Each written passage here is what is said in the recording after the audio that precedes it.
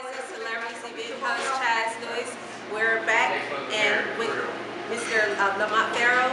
He's a writer producer for a sitcom. He does drama. He does it all. So when you say you was doing animation, okay, and I know you gave a little bit about that project and everything. You all are trying to get ready to sell it. You're in the process of selling it right now, correct? Well, we're pitching it. I would have animated a feature film.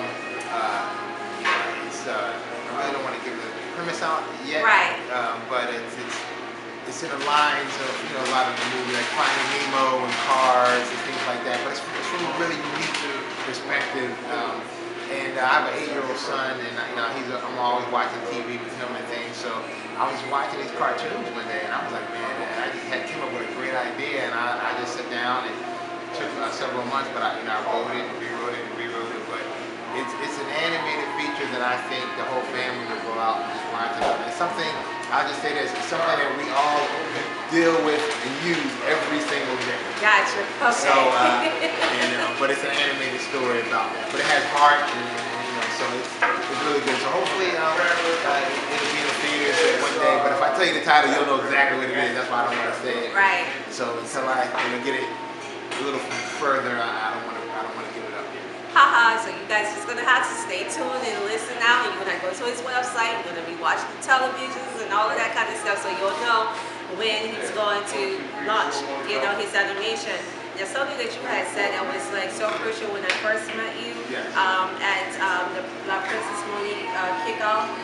You stated that whatever you do, as far as especially when it comes to writing or anything that you do, you have to keep doing it to perfect it. Can you give some examples of some projects that you worked on, that you was writing, that you had to redo several times, or what was the project that you worked on that you found yourself rewriting the most? For what I do, all writing is rewriting. Right. It is. I think a lot of people think that they come up with a great idea and they can write it and that's it, but that's just the first step. I mean, scripts are rewritten dozens and dozens of times. But as far as just working hard and believing in yourself, whatever you do, because everybody who's watching is not going to come right. Right. I'm an actor as well. Unfortunately, I'm a comedian. I direct. So I'm in front of the camera as well, behind the camera. So in this entertainment business, you have to continue to not be able to take no for an answer. Right. Continue to work hard and basically never give up. But as far as what project I've worked on that I rewrite, I have my family's been in restaurant business. I have 5 brothers and no girls, 6 boys, and my dad. So it was 7 men and my mom. They used to call it the Black Brady Bunch. We used to eat dinner every day at 6 o'clock at the same time. So I wrote a movie about that called Family Business. Okay. And so I'm actually in the process of putting that together, and that's going to be my next project after my documentary.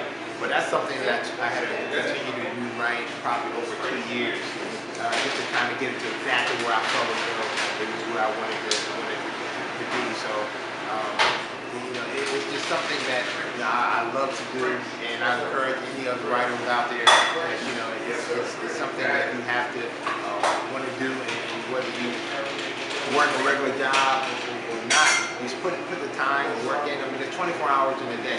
Right. So you can get up 5, 6 o'clock in the morning, and you say you do 2 hours before you go to work, you do 2 hours when you get home. Right. That's 4 hours in a day. Yeah. Times 7 days a week. You can have a script done in a couple of weeks. So I think a lot of people give excuses and say, well, I work, I got kids, I don't have time. But you can put an hour a day. Right, exactly. To what you want to do, to devote to your craft. That's so true. And the whole week, that's 7 hours that you devoted to your Facebook or your Twitter, and they can be using Instagram, they can be using that, or clubbing. You're right. You'll spend 2 hours on Facebook or tweeting somebody. So exactly. That 2 hours developing yourself. Exactly. That's word of wisdom. Really, that is so true. And another thing that you mentioned before we went to break is having a love for what you do and having a passion for what you do, because then even though of course there's work involved, but because you love it and you enjoy it so much and you're very passionate about it, it doesn't seem like work. So it comes so easy, just like with what you do, it comes so easy to you.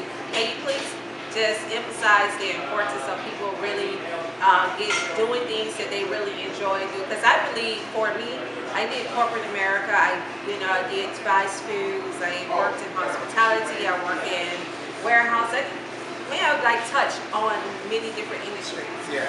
But I was not fulfilling me.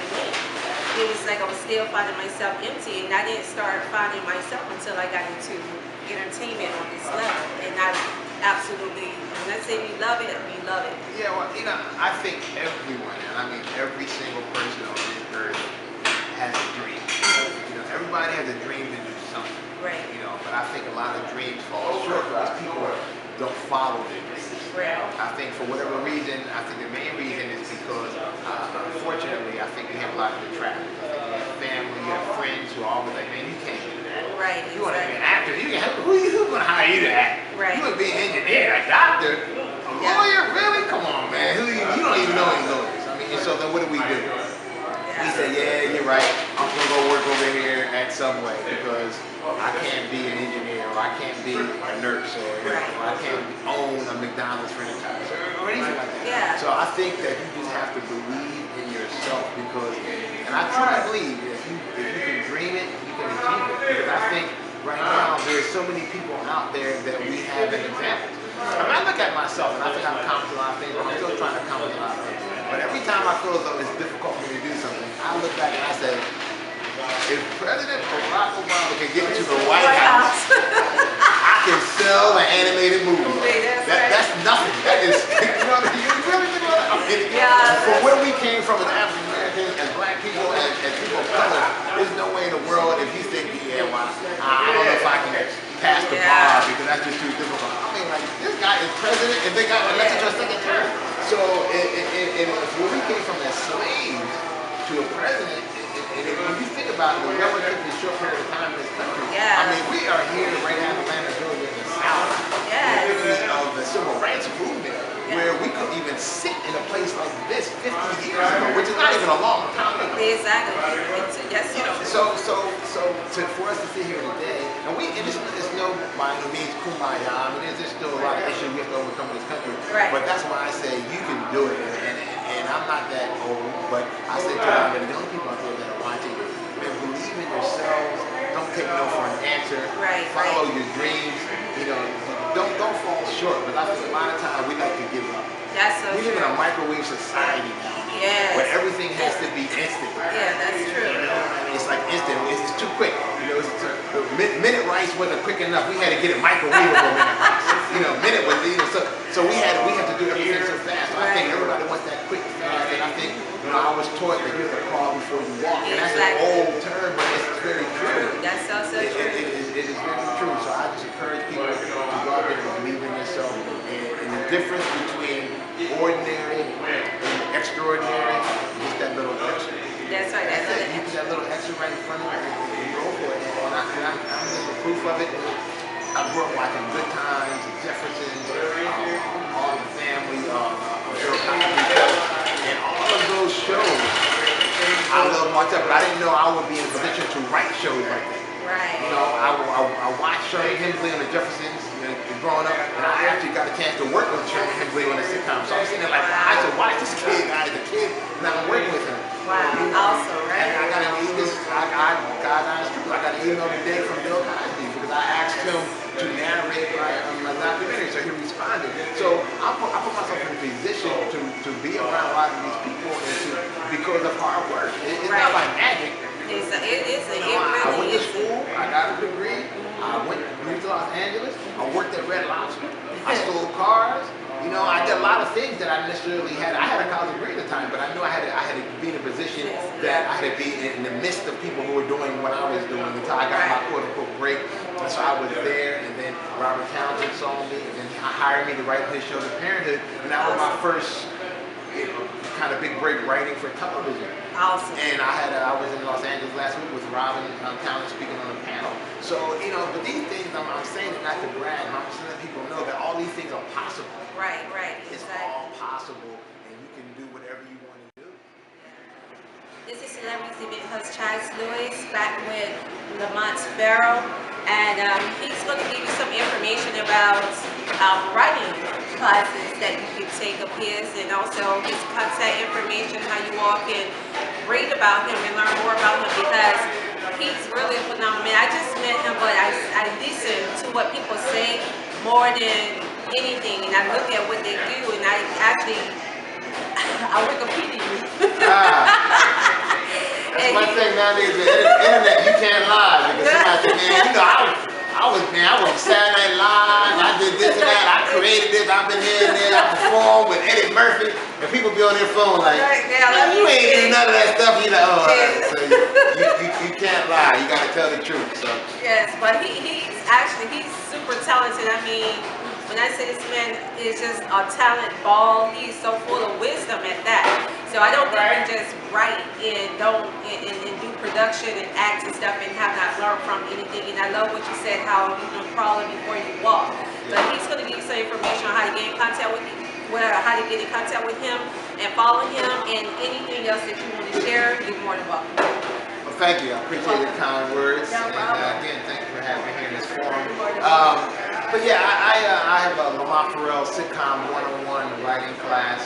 And I decided to do that because over the years I had so many people come up to me on the street and say, hey man, you know, you're a writer, you're a comedian, I've seen you on this or that show, I've seen your work, I love, especially the ladies, I love Girlfriends, you know, I love it. And so some of these people, they all have stories and they all wanted to know, how do you go about it, how do you write it? So I would start telling people, but then I said, you know what, I'm going to do a class, because I felt as though the only way we will continue to work in this business, and we are so underrepresented in this business as African Americans, and so I think a lot of us aspire, which is nothing wrong with it, because I'm an actor as well, I have a recurring role on The Office and other shows, but I think we're underrepresented behind the camera, because I learned a long time ago there's more power or more wealth behind the camera than in front of the camera. It is. Because there is only a few people who can be in front of this camera.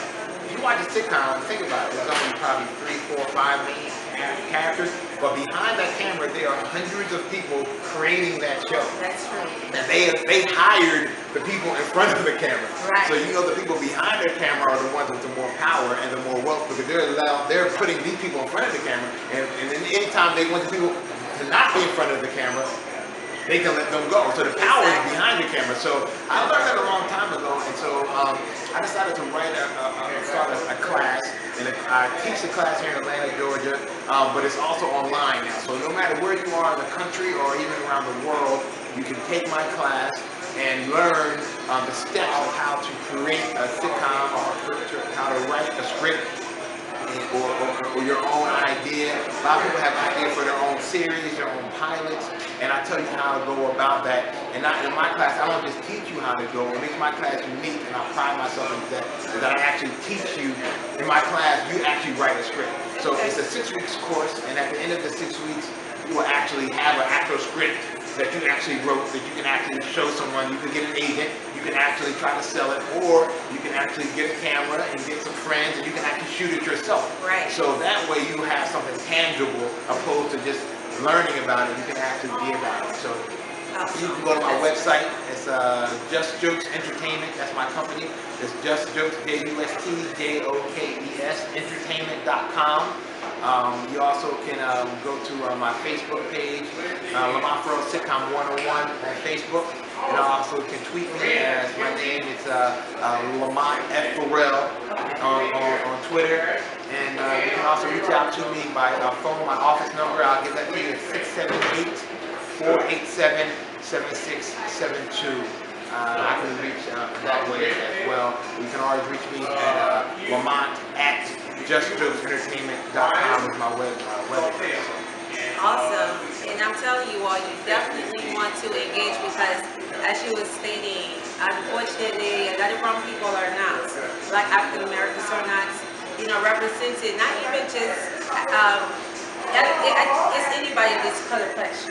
Because even the Caribbean, the Africans, people of color, period, because it's like, I know so many talented people, and I watch movies and series and shows from other countries.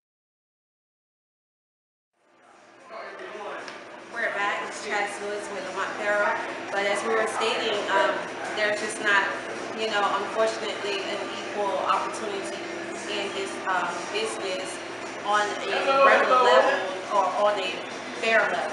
It's always, you know, they may include one or two, but you really don't find us mainly unless it is produced by somebody or initiated by somebody of African American, or if it does, it's always something kind of gothy. I'm not trying to be fun. That's why I like what Tyler Perry does when he does some of his movies.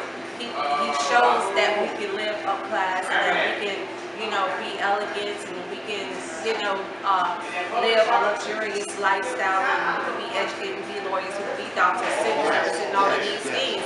Because those kind of roles are not really shown in TV and in movies for us. You know, it's always the gangster role, the prostitute, you see the mother, the crackhead, and all of these kind of, you know, stereotypical roles and everything. But it's a lot of intelligent, extremely intelligent African Americans, and I'm blessed to actually be able to interview one today. And I'm just like so thrilled and honored because I'm just little old me.